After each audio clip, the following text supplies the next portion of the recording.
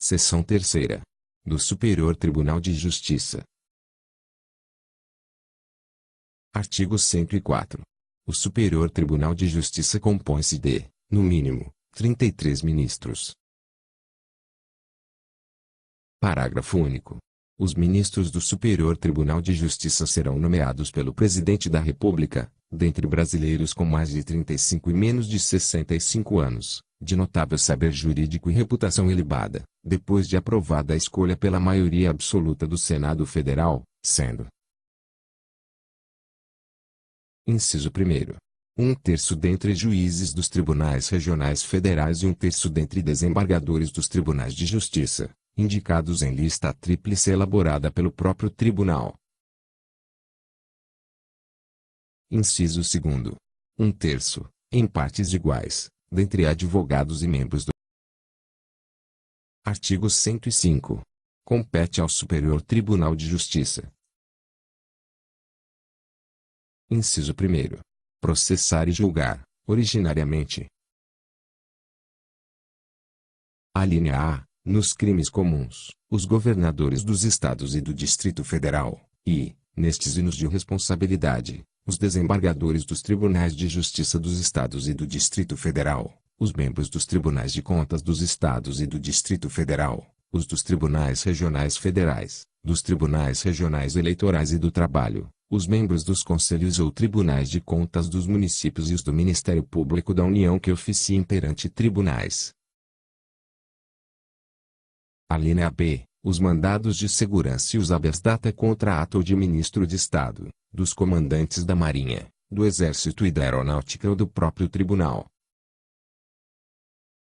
Alínea C. Os habeas corpus, quando o coator ou paciente for qualquer das pessoas mencionadas na linha A, ou quando o coator for tribunal sujeito à sua jurisdição, ministro de Estado ou comandante da Marinha, do Exército ou da Aeronáutica, ressalvada a competência da Justiça Eleitoral.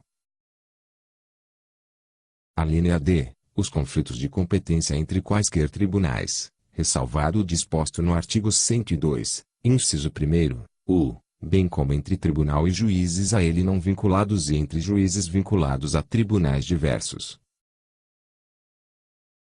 Alínea I. As revisões criminais e as ações rescisórias de seus julgados. Alínea F. A reclamação para a preservação de sua competência e garantia da autoridade de suas decisões. Alínea G. Os conflitos de atribuições entre autoridades administrativas e judiciárias da União, ou entre autoridades judiciárias de um Estado e administrativas de outro ou do Distrito Federal, ou entre as deste da União.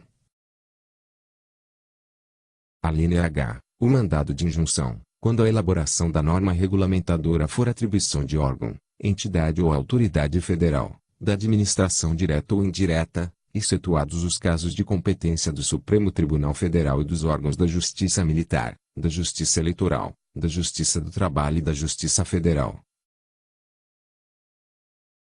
Alínea I. A homologação de sentenças estrangeiras e a concessão de exequaturas cartas rogatórias. Inciso 2º. Julgar, em recurso ordinário. Alínea A. Os habeas corpus decididos em única ou última instância pelos tribunais regionais federais ou pelos tribunais dos estados, do Distrito Federal e territórios, quando a decisão for denegatória. Alínea B. Os mandados de segurança decididos em única instância pelos tribunais regionais federais ou pelos tribunais dos estados, do Distrito Federal e territórios, quando denegatória a decisão. Alínea C. As causas em que forem partes Estado estrangeiro ou organismo internacional, de um lado, e, do outro, município ou pessoa residente ou domiciliada no país. Inciso 3º. Julgar, em recurso especial, as causas decididas, em única ou última instância, pelos tribunais regionais federais ou pelos tribunais dos estados, do Distrito Federal e territórios, quando a decisão recorrida. Alínea A. Contrariar tratado ou lei federal, ou negar-lhes vigência. Alínea B. Julgar válido ato de governo local contestado em face de lei federal. Alínea C. Der a lei federal interpretação divergente da que lhe haja atribuído outro tribunal. Parágrafo único. Funcionarão junto ao Superior Tribunal de Justiça. Inciso 1º. A Escola Nacional de Formação e Aperfeiçoamento de Magistrados, cabendo-lhe, dentre outras funções, regulamentar os cursos oficiais para o ingresso e promoção na carreira.